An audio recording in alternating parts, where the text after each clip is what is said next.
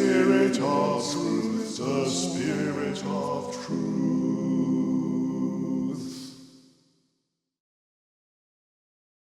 Hello and welcome to the Music Professor channel. I'm Matthew King and I'm here with Loki, who's had his hair cut very recently, so he's looking a little more shorn than usual. And today is a bit sad because it turns out that the action for this aging Yamaha upright piano is completely shot and is about to be taken away and has to undergo some rather expensive repairing. So it will be out of action for some weeks. Donations to the channel are always gratefully received. And what else is here? My daughter's cello is there because we've been playing some Brahms together. But there we are. It's rather nice to have a cello in the picture. So today, well, a sort of last hurrah for the piano. I'm going to play something quite gentle on it because the poor old mechanism is needing to be treated with care. So I thought I'd play a very beautiful piece by Thomas Tallis that I suppose reached the general public in quite a prominent way at the wedding of Harry and Meghan in 2018. And it's an incredibly beautiful anthem. So I'll play it on the piano, then we'll talk about it for a few minutes because it illustrates something rather interesting about musical evolution. And I'm going to play it a little quicker than it's often sung because I think that Tallis and all the music of that era is so interestingly rhythmic and kind of cool in a rhythmically, vibrant way. And I think often it's sung in such a sort of serene way that you lose what I think is the inner rhythmic vigor of the music.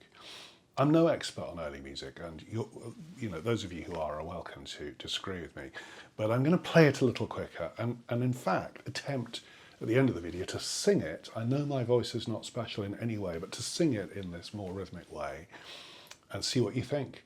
So without more ado, here it is.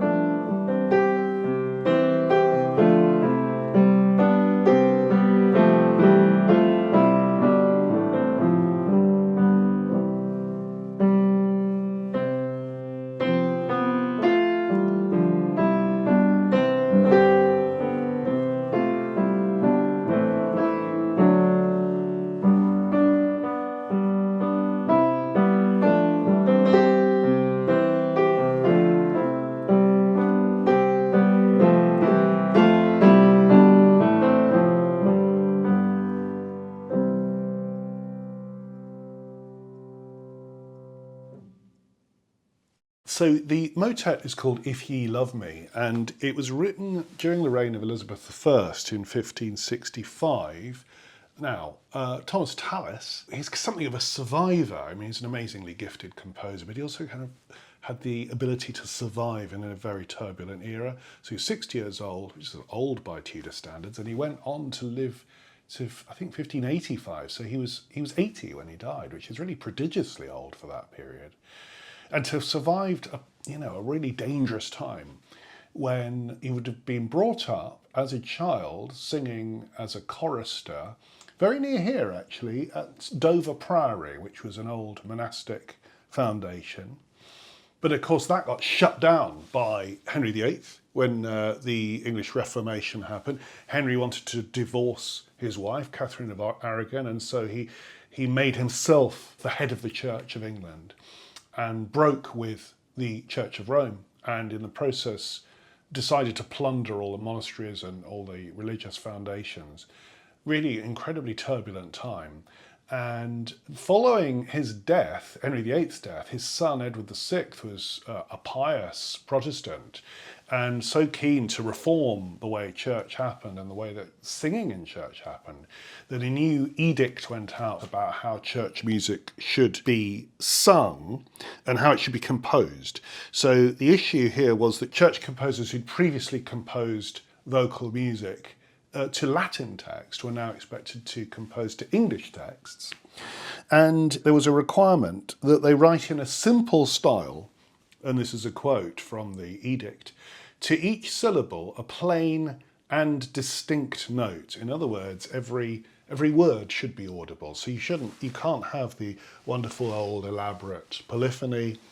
A couple of weeks ago we did a video about Viderunt Omnes, which had been written way back in the 1190s.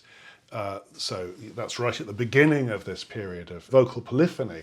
But by this time, by the 1500s, the style had become wonderfully rich and ornamented, and you had all these beautiful mellifluous vocal lines in counterpoint with each other. We really couldn't hear the Latin text that was sung. So anyway, they did away with all this, and you had, in Edward VI's court, there was a requirement that religious texts would be sung in English, and the vocal style would be simple and clear to listeners to hear the words. Kind of makes sense, very much a Reformation kind of edict, completely transformed what composers could compose. Tallis, being an incredibly inventive guy, responded by stopping what he'd hitherto been writing, which are these wonderful, elaborate settings. Tallis was adept at writing elaborate polyphony, and his famous 40-part motet, Spem in Alium, is a setting of a Latin text in this prodigiously grandiose polyphony of 40 independent parts. I mean, one of the most extraordinary achievements of that period.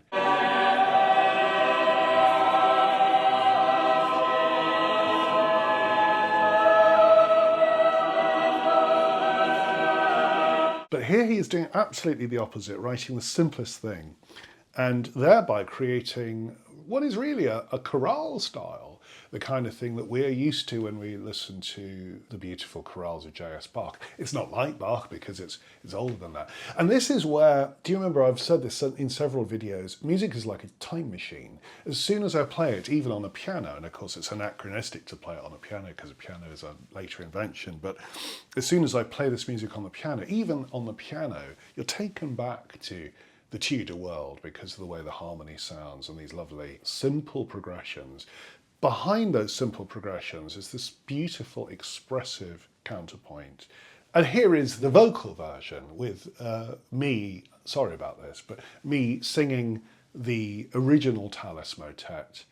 And I'm going to try and do it in that kind of wonderful rhythmic way where it's full of these syncopations and interesting accents that fall in surprising parts of the bar, so that the text, even though it's this simple style, the text is kind of coming at you from different places, and it's really beautiful, but I think it should be sung just a wee bit quicker and a bit more rhythmically than perhaps it often is.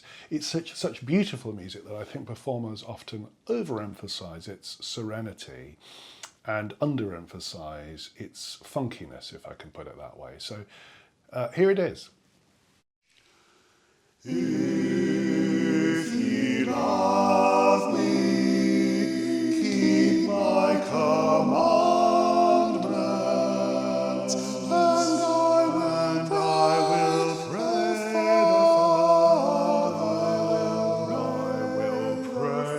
the Father, and he shall give you another Comforter,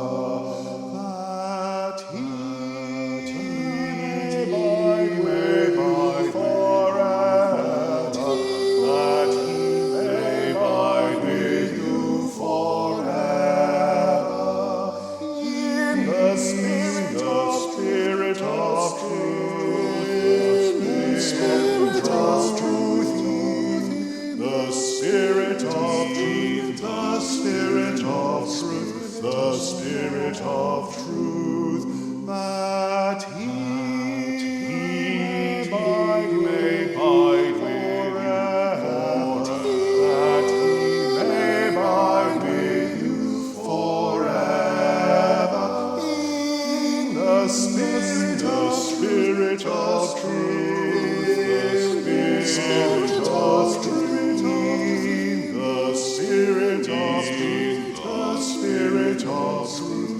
Spirit of truth.